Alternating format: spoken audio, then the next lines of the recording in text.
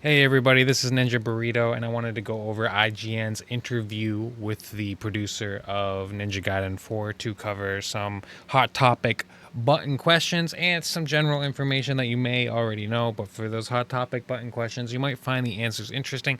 I have trimmed it down to just the answers from the translator.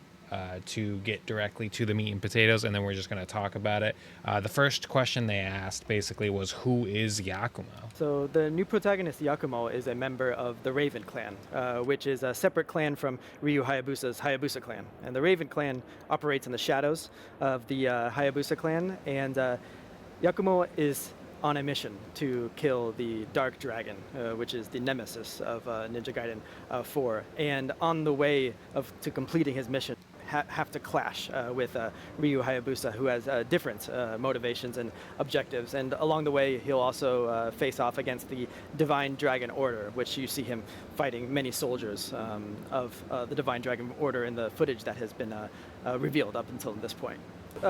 So what we learn here is basically what you already know. Yakumo wants to kill the Dark Dragon. Ryu wants to keep the Dark Dragon imprisoned, maybe kill it as well, but seems like that's not a good idea, or maybe not feasible. We don't really know the details right now, but that's the who is Yakuma. He's from another clan. He's gonna be in really opposition to Ryu Hayabusa, even though they both want the same thing. So it's not really a good guy versus bad guy so much as a risky versus not risky strategy, I think. So we'll see how that plays out. But the next question they ask about is story in Ninja Gaiden, which I think is an important thing to listen in on, because we are expecting the story to hopefully be better than in the past, but also not fall to the same pitfalls that Ninja Gaiden 3's story fell into when it tried to make a quote-unquote better story. Ninja Gaiden 4's story is, it's set against the backdrop of this Dark Dragon nemesis. So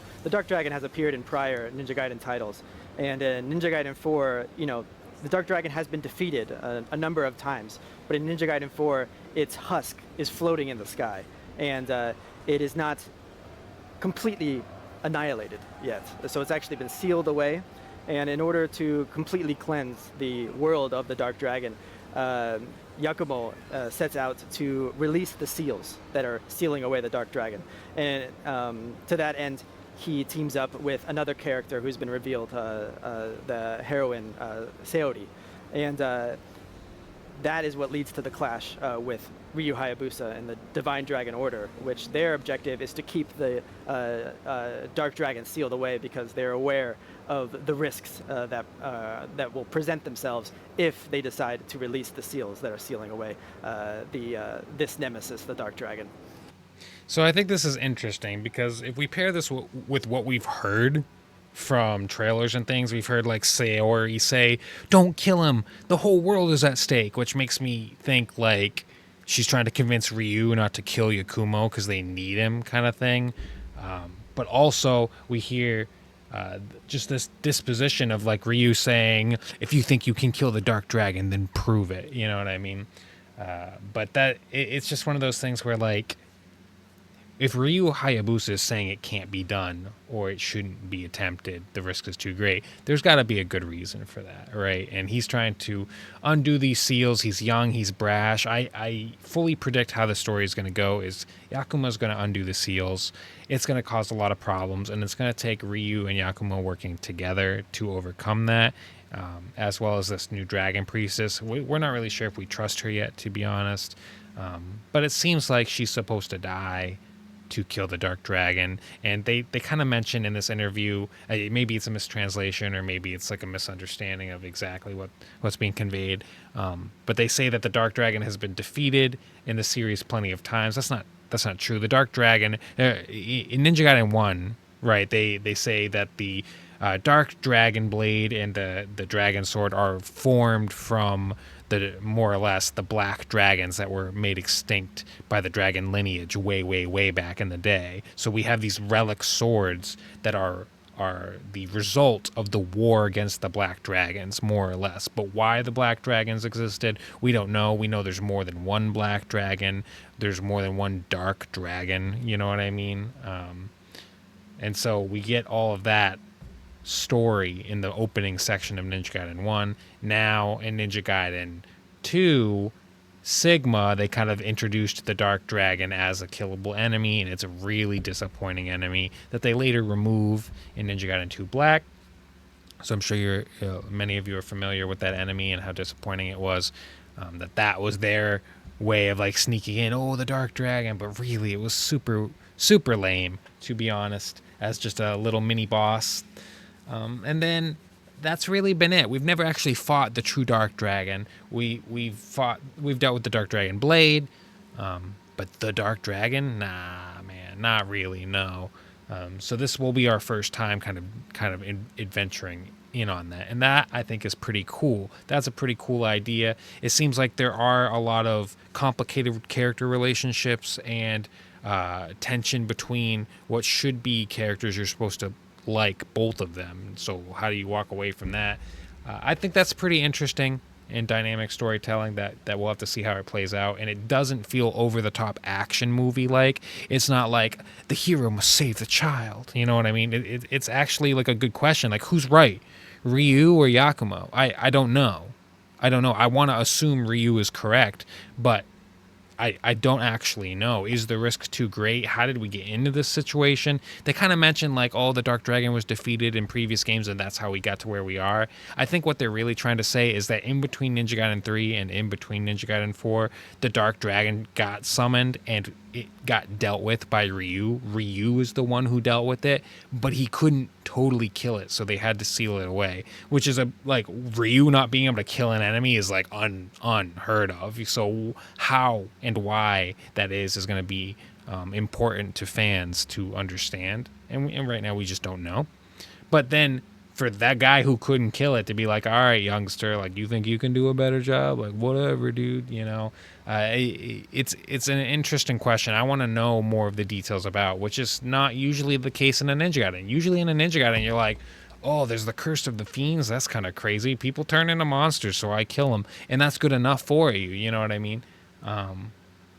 And then you're like, oh, Alma has a twin sister who's a fiend and she's trying to avenge him. Like, those are cool story beats, honestly, but it doesn't spend a lot of time on the story. It spends a lot of time on the action, so the story falls by the wayside. Even if it actually has some pretty good story beats in the writing isn't front and center. It's the action. Why am I fighting this big electric boogeyman right now? I don't know, because I am. Why am I taking this train and crashing it into another train? Because I can. You know what I mean? Like, the writing doesn't always take front and center. They don't always make everything make sense that's going on. But in this case, I see it maybe going the other direction, where like what you're doing has a purpose. What you're doing is clear. What you're doing has consequences, and character relationships are going to be front and center on what's going around. So the action is going to be like the pivotal thing, but there's going to be important things with good, well-written characters this time around, instead of just trying to make an action movie where like, okay, I'm in the middle of a level, I just killed the boss, and now I'm back on this ship talking about beta testing weapons for the military. Like, it just was so disconnected and so haphazardly put together in Ninja Gaiden 3. This doesn't feel like that. So I think that's pretty cool. But anyways, let's go on to why Yakuma. Why did we even make a second character? This is the direct answer from the developers. No more speculation on why we have another character, but also no more of I don't want to see any more of these fake comments on YouTube that are like, oh, Ryu Hayabusa, we know he's just not in the game, or Ryu Hayabusa, he's barely in the game. Like, let's get the actual answers from the devs here.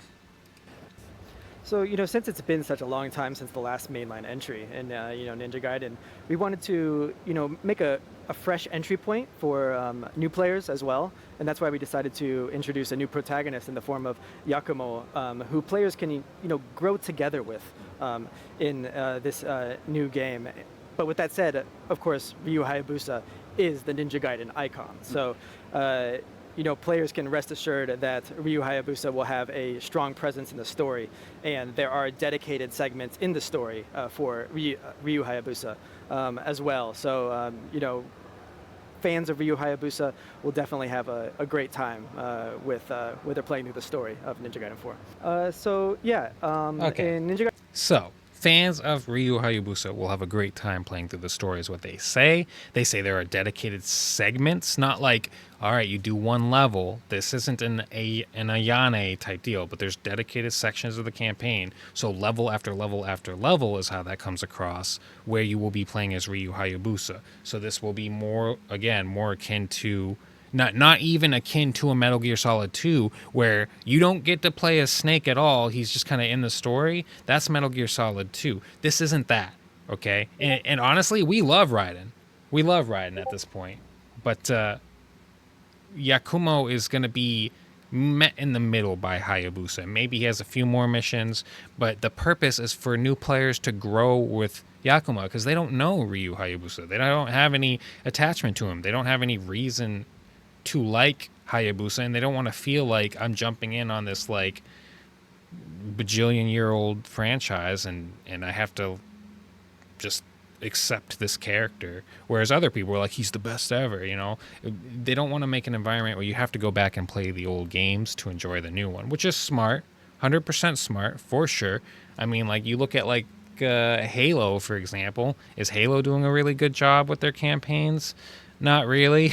You know, like if you jump into Halo 4, like you have to play Halo 1, 2, and 3 for that story to really hit. You know what I mean?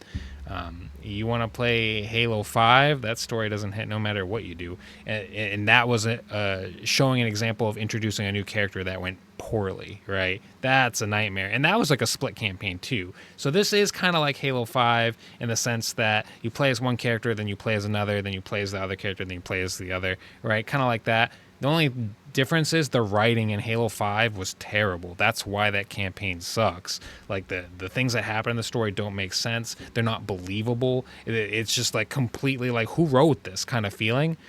I don't yet get that feeling here. Based on the gameplay, based on the cinematics we've seen, based on the performances by the voice actors and what they say, I'm not getting that feeling yet. But to be honest, we just won't know. Is it going to be a Halo 5 or is it going to be like a Halo 2? Because Halo 2 is pretty amazing, and that is a good example of like you play as the Arbiter and you play as the Chief, and nobody liked it at first because they were like, I don't want to play as the bad guys, until they realize what's actually happening, and it's a goated story, right? So we need to see what's going on to see if it's going to really fulfill our expectations and actually be something we enjoy. So we don't know yet, but it seems the evidence points to it being good, but we have to wait and see. Now let's get on to the topic of Ryu's Dragon Sword only. Now I'm going to spoil a little bit here. They're not going to talk about any DLC, so we're just going to listen to what they have to say about it. And for Ryu's weapon in the base game will be the Dragon Sword. But in addition to the Dragon Sword, he'll also be able to seamlessly use his Ninpo, so you can switch between Ninpo on the fly while in combat. And with regards to Yakumo's weapon variety, you know, he uses his Blood Raven form to transform his base weapons. So each weapon itself is a pair. So, you know, there's in total 8 weapon varieties, if you will. So you'll be able to experience a wide, you know, breadth of weapon variety in the game with both characters. So in terms of long-range weapons, so let's talk about that before we get into ranged weapons. So the first thing, if you pay attention to what they're saying, is they've retracted or they've backed off of their immediate, I guess, voicing of how things are going to play out in the future. So the first response we ever got on this topic was Ryu's weapons will be downloadable content in the future. And the problem with saying downloadable content is it comes with a lot of assumptions, okay? It comes with a ton of assumptions. People are going to assume, and we've seen them assume, it's going to cost money. That's going to be the only part of that content. I'm going to pay like $10 to just get his moveset in the game when I could be getting other things like new bosses or modes or levels or costumes. I'm just going to get weapons. That's another assumption we're seeing online. And also, it's going to cost me a bunch of money. Like, I don't want to have to pay for what I believe should be already baked into the game. So what you hear them immediately say is the Dragon Sword's going to be Ryu's weapon in the base game. Okay, so the base game has the Dragon Sword.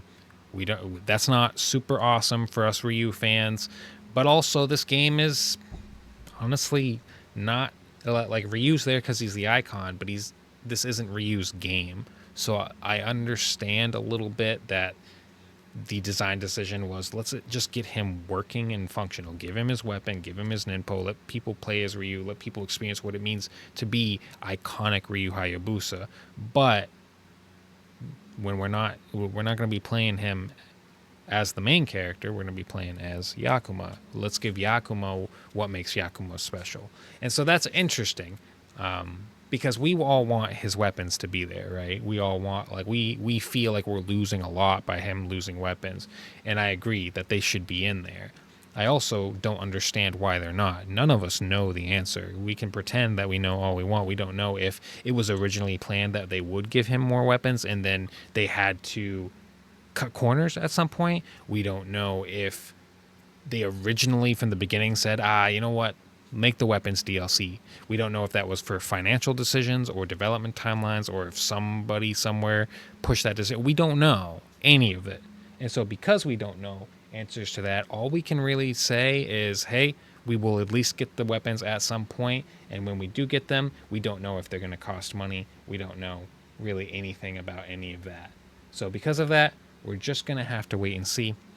But that's what's going on with the Dragon Sword being his only weapon. They do mention Yakumo's weapons. He has like 4 in total, which duplicate to 8 in total. But one of those tools is called the Assassin Tools. There was someone in my comments on the short I posted yesterday that mentioned this. Great job, whoever that was, that picked it out and figured that out.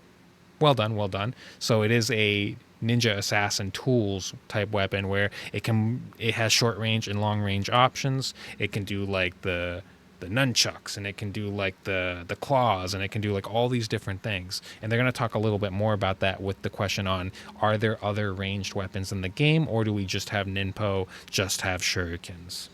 Alluded to in your question, the main long-range weapon will be the shurikens, but using Yakumo's Bloodraven form, for example, each weapon has its own projectile techniques that you can use to attack enemies who are away from you. So each Bloodraven form has a long-range technique that you can use.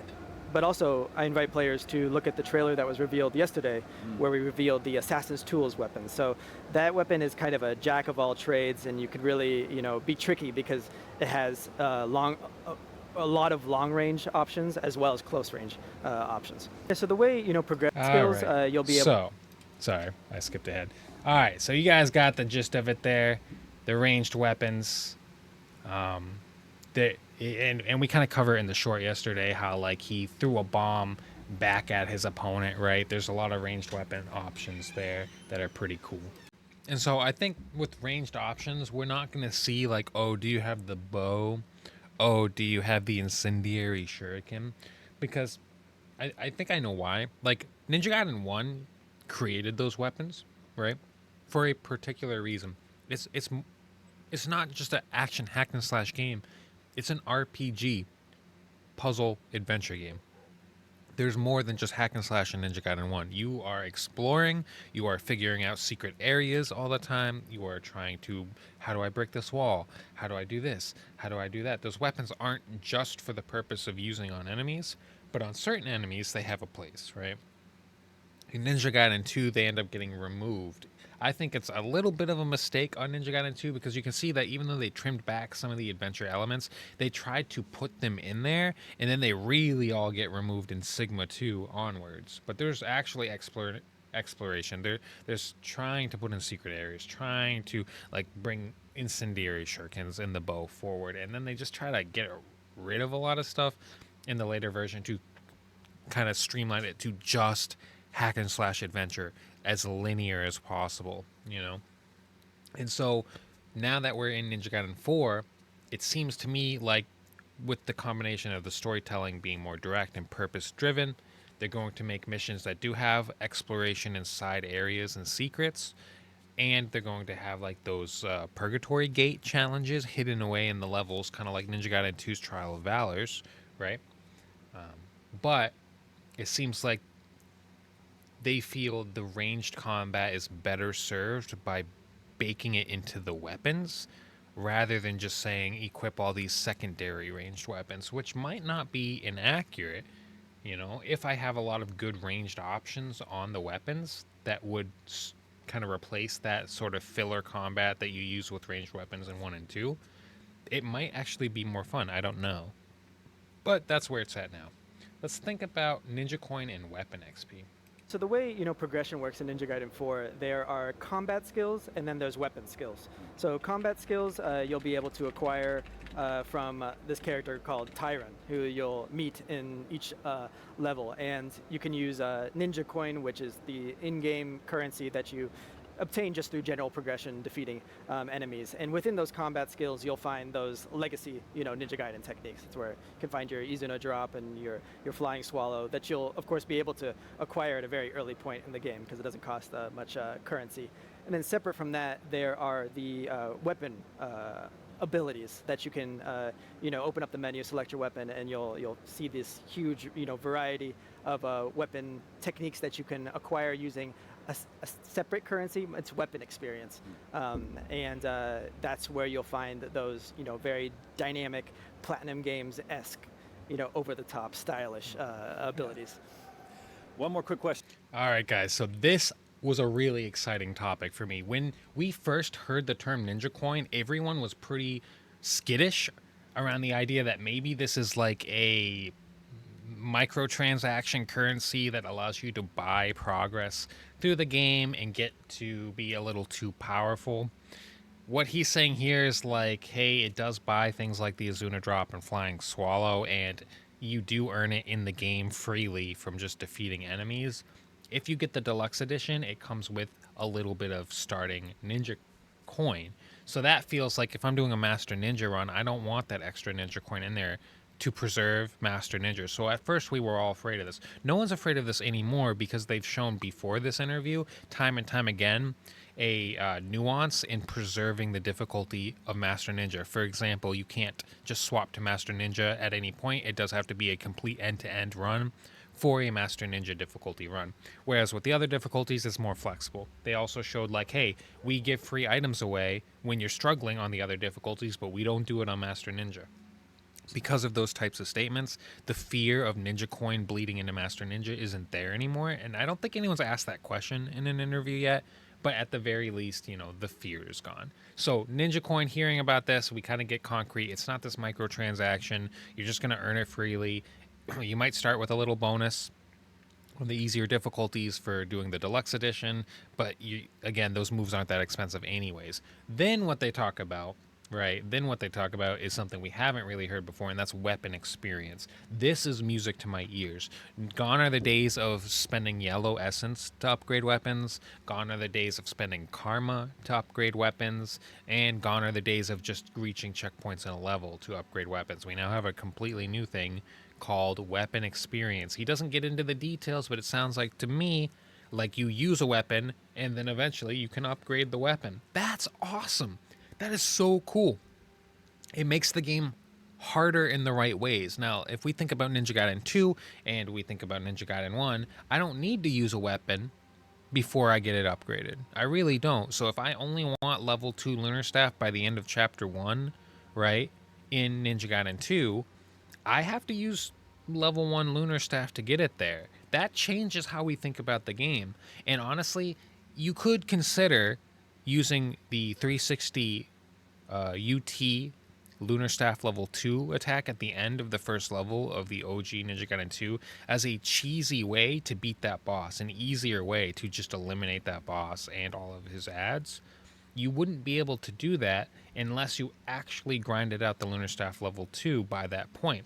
That changes everything. And then also having to sacrifice the Dragon Sword level 2 because you weren't using Dragon Sword level 2 because you were using Lunar Staff level 1. So you have to pick which one to upgrade. These are going to make meaningful choices in the gameplay. I want to use this particular weapon and get it upgraded. I actually like that. I like how that sounds right now. Before we let you go, a lot of fans are excited to play Ninja Gaiden 4. Are there any plans to release a demo as we get closer to launch? To experience Ninja Gaiden 4, and the build we've prepared for the general public captures that kind of challenging, intense Ninja Gaiden experience. They'll be able to enjoy a boss fight as well. So we invite players to challenge themselves with regards to future plans, we're still, considering things, but we want to explore opportunities to allow more players to experience Ninja Gaiden ahead of launch. And if you do play the demo today, you'll be able to receive these pins of both Yakumo and Ryu. So if you're at Gamescom, please check out the demo and have fun. And that is so sad because I want those pins. I want those pins so bad. They seem cool. But yeah, demo, we don't know. And honestly, they said we Team Ninja and we Platinum Games, we don't know if we're going to release a demo or not yet. Like, we're exploring what that might look like. What would that demo be? How polished does that demo have to be? How long would it take us to put it together, kind of thing. There's plenty of like legitimate questions around that. Delivery systems, blah blah blah blah blah. It sounds to me like they just don't know, and that's okay. Hey, fair answer, right? But we want to see a demo. I just noticed this black rubber duck here. Do you see this? What who put this here? Anyways, that is the IGN interview for Ninja Gaiden, broken down, talked about and discussed. Pretty cool stuff. Obviously, some answers not always, exactly what we want to hear, but at the same time, it's not like we're totally dead in the water. We do have some light on the horizon. Ninja Gaiden 4, bringing some Ryu weapons in the DLC. We know that they have like 2 masters is the name of one of the DLCs. We don't know what that means. There's just a lot of stuff coming down the pipeline that we'll have to see. Honestly, I predict that a lot of people who are grumpy and upset about Ryu's lack of weapons right now, I think you guys are going to actually have a lot of fun with the game when it comes out. I think you're not going to be that disappointed if Ryu only has 1 weapon to start, because as we get into the game, as we get the more DLCs where we're doing like trial modes and stuff like that, that's really where you're going to want the weapon, not these like shorter segmented sections of Ryu in the campaign. And I mean, you're gonna want them in Chapter Challenge too, I'm sure. If you even play Chapter Challenge, which the majority of you, like, let's be real, most of you aren't gonna play Chapter Challenge. I've seen the leaderboards on every platform for Chapter Challenge on every Ninja Gaiden. Ninja Gaiden 3, I've seen it on Ninja Gaiden 2, I've seen it OG Ninja Gaiden 2. Most of you are not gonna play Chapter Challenge. That's just the fact. A very small core amount of players plays Chapter Challenge. So not really going to be a big deal for most people if his weapons aren't there right away, but we will get them. And for those of us who do jump in and want to like experience every part of the game right away, I'm one of you guys, right? I'm going to be doing Master Ninja. I'm going to be like trying to force myself to play it as fast as possible and make content around it because I love doing that stuff. I think I was like the second or third person to beat Master Ninja on Steam.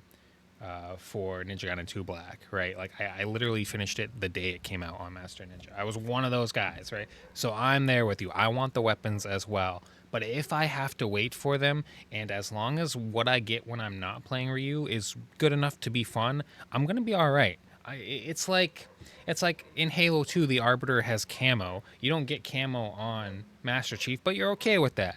You're fine with that. You don't need it. You know what I mean? And so in this case, like, I'll get the different nimpos. It's going to depend on how regularly I can use the nimpos and what nimpos I have available. As long as that doesn't feel too restrictive, then I'll be able to get through the campaign and not be super bummed out about it. And then when we do get the DLC weapons, then I'll be thinking, is the game broken? Are these DLCs too strong? That's are these DLC weapons too strong is what I'm going to be thinking. Maybe not. We'll see when that day comes. No demo though is what it is. But yeah, let me know your thoughts below, guys. Are you still excited for Ninja Gaiden 4? Are you even more upset? Are you still willing to give it a try even if you are upset? And I got to figure out why this dog is barking outside. I don't know if you guys hear that. He's crazy. So I'm going to go figure that out. But until next time, I'll see you. This is Ninja Burrito. Like and subscribe and all that stuff. See ya.